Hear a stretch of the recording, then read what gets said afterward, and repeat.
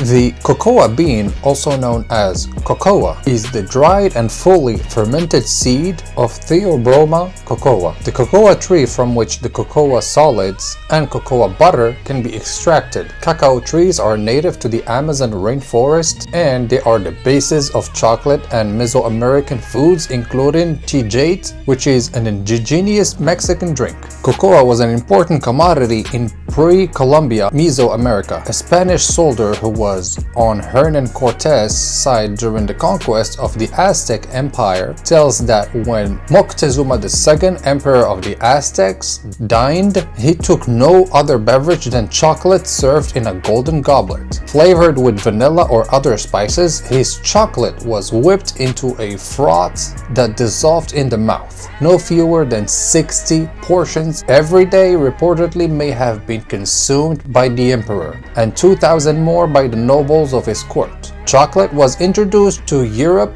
by the Spaniards and became a popular beverage by the mid-17th century. Venezuela became the largest producer of cocoa beans in the world. Spaniards also introduced the cacao tree into the West Indies and the Philippines. It was also introduced into the rest of Asia, South Asia, and into West Africa by Europeans. In the Gold Coast, modern Ghana, cacao was introduced by a Ghanaian called Tet Kwashi. And basically everybody loves chocolate. Everybody loves how sweet and sour the chocolate can be and how good it makes you feel after eating that piece of chocolate. And personally, I just been to the World of Museum of Chocolate down here in Orlando, and all I can say, it was one of the most beautiful experiences because I discovered a lot of things that I didn't know about chocolate itself, basically about the whole history of chocolate, like where it comes from basically, and who was the first maker of chocolate in a way. So that was pretty interesting, and I'll let you enjoy some of that footage with me. Go for it.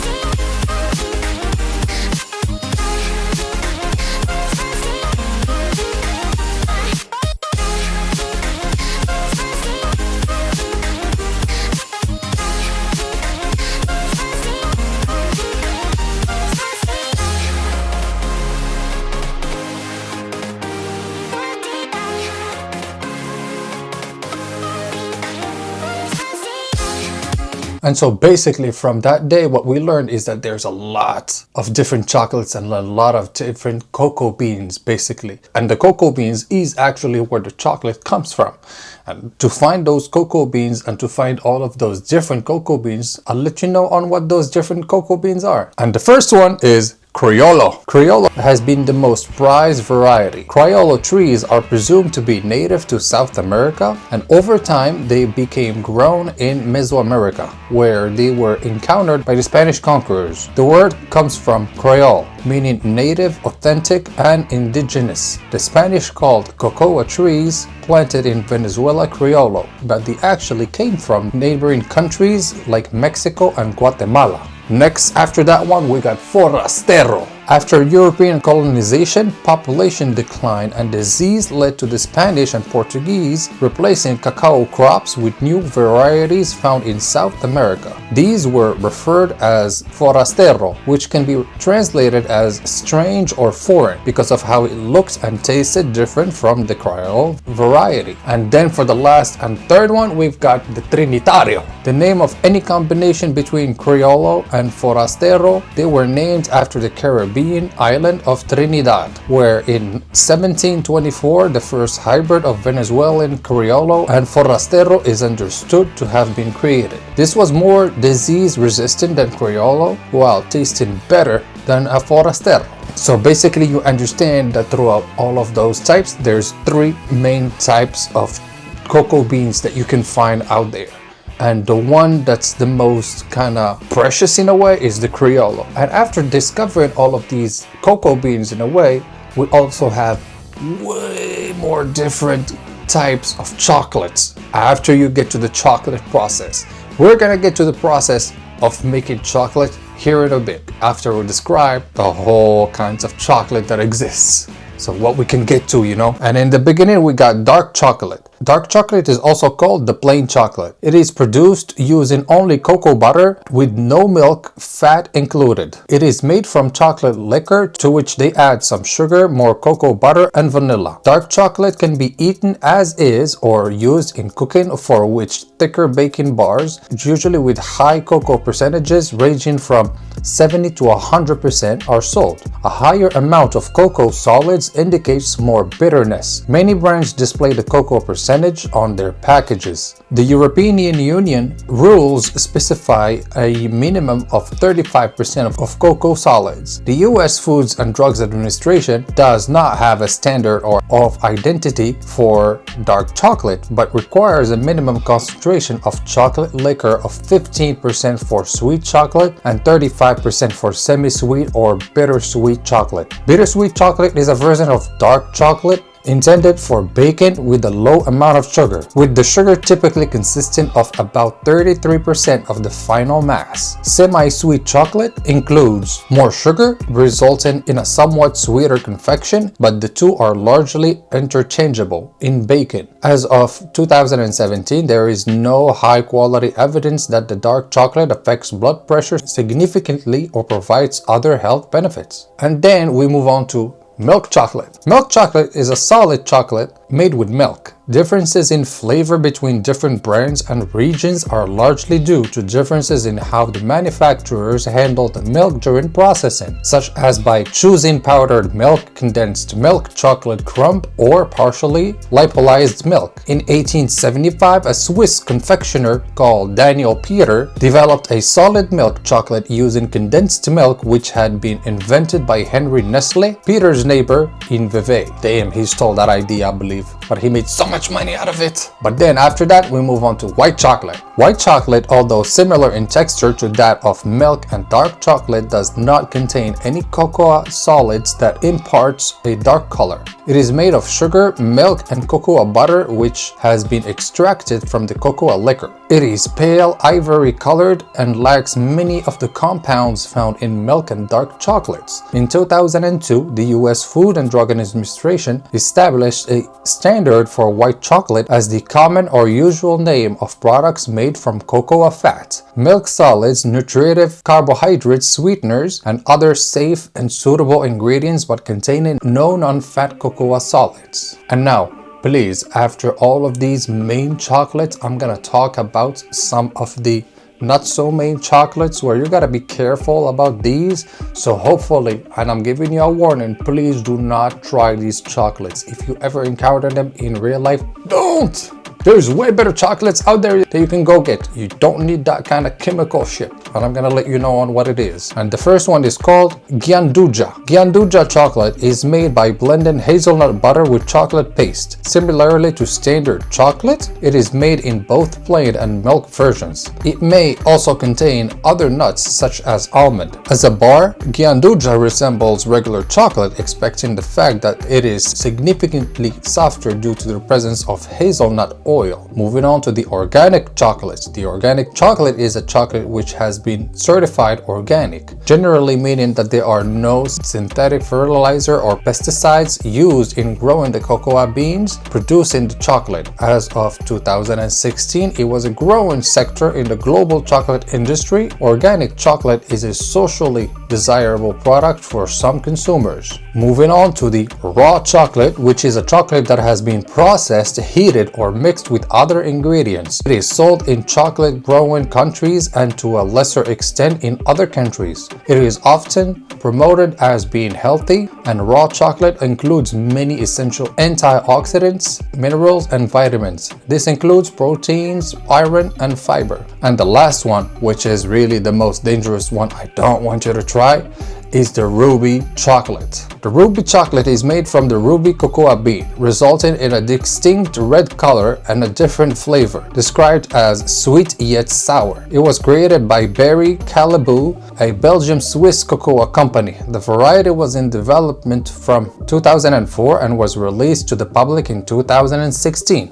don't try it. And so after all of that chocolate, after all of that sweetness and sourness, you get to ask yourself the question, where does actually chocolate come from? Where does it actually pinpoint itself as the original place where it came from, you know?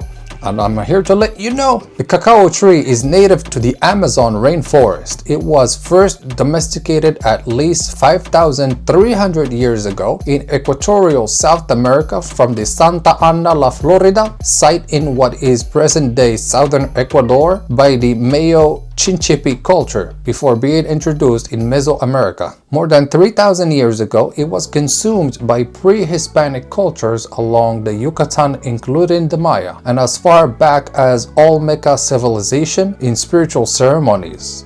It also grows in the foothills of the Andes in the Amazon region and the Orinoco Basin of South America, such as in Colombia and Venezuela. While cacao still grows there, its range may have been larger in the past. Evidence of its wild range may be obscured by cultivation of the trees in these areas since long before the Spanish arrived. And as of 2018, evidence suggests that cacao was first domesticated in equatorial South America before being domesticated in Central America roughly 1500 years later. Artifacts found at Santa Ana La Florida in Ecuador indicate that the Mayo Chinchipe people were cultivating cacao as long as 5,300 years ago.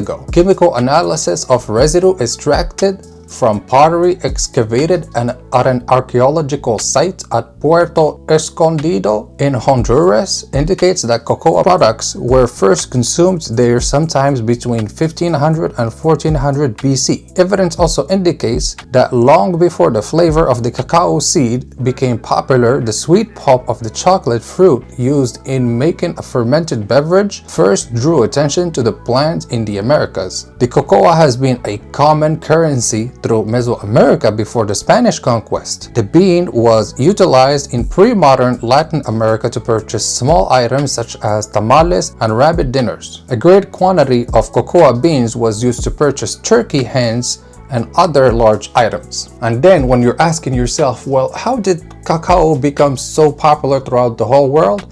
Well, the cacao trees grow in a limited geographical zone of about 20 degrees to the north and south of the Ecuador. More than 70% of the world's cacao crop is grown in Africa and in Ivory Coast and Ghana, producing approximately 58% of global production. The cacao plant was first given its botanical name by Swedish natural scientist Carl Linnaeus in his original classification of the plant kingdom, where he called it Theobroma cacao. And basically, the cacao made it from the South America to Europe and then throughout Africa. And basically now where we get the most out of cacao is from Africa, which is funny how cacao started here and went all the way down here, and then it's this place who's giving it to all the world in a way. And don't even get me started about how the migration started from South America to Europe, because that story is great. Oh, and also the side story of the most richest woman in history, I believe.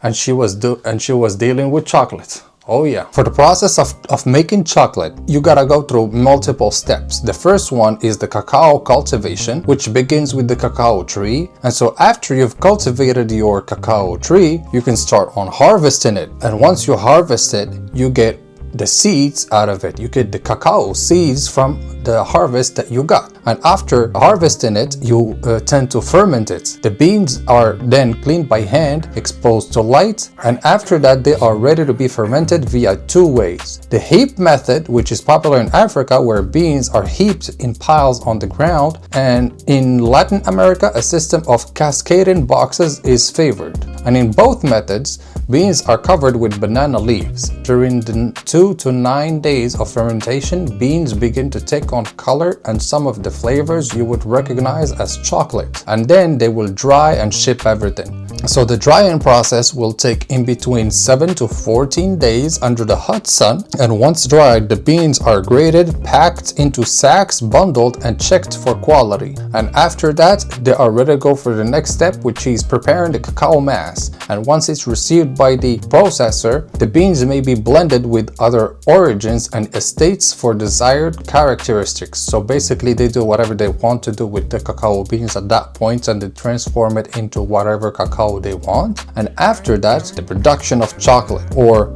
the cacao mass, can simply be combined with more cocoa butter and sweetener to make more chocolate. The first step are to mix, grind, and knead the various raw ingredients into a paste. The ingredients used are dependent on the type of chocolate being made. Dark chocolate requires only cacao mass, cocoa butter, and sugar. Adding milk powder makes it into a milk chocolate. And then for the white chocolate, it is actually made with cocoa butter, sugar, and milk powder. Because it contains no cocoa mass, some do not consider it a true chocolate. And then moving on to the next step, which is the conching, and it is a careful process of rolling, heating, and aeration, and processing the chocolate to give it the mold that you want, because the next step is tempering and molding. And the chocolate is now finished and ready for final processing. To be delivered to a chocolatier, it must be first be put into blocks or drops. This method requires tempering, whereby chocolate is slowly brought to a certain temperature. Tempering chocolate is something any aspiring baker or chocolate maker can try at home. And then for the last step, it's the never-ending creativity, where your only mind can stop you from creating whatever chocolate you want to create after that. And so basically you saw that throughout this whole video, the process of going from the cocoa bean to the real chocolate is a long process, and it takes some time to actually go through all of that process. But at the end, we get a beautiful product, and we get a beautiful chocolate that everybody loves and respects. And so hopefully you guys liked this video. Hopefully you learned a little bit more about chocolate.